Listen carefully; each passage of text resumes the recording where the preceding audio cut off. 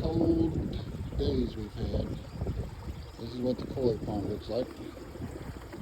I'm sure the fish are fine. No, I cannot see them at all.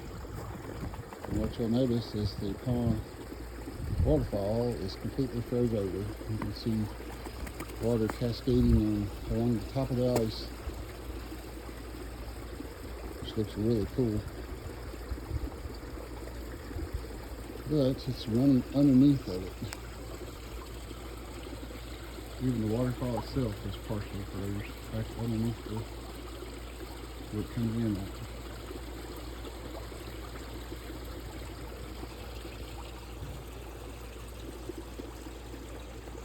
Thought you'd be interested.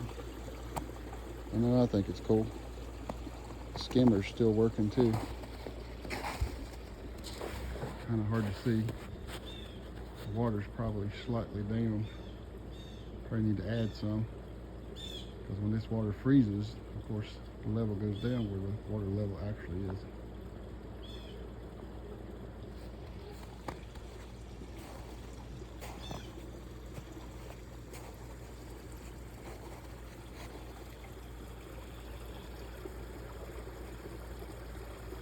There you go.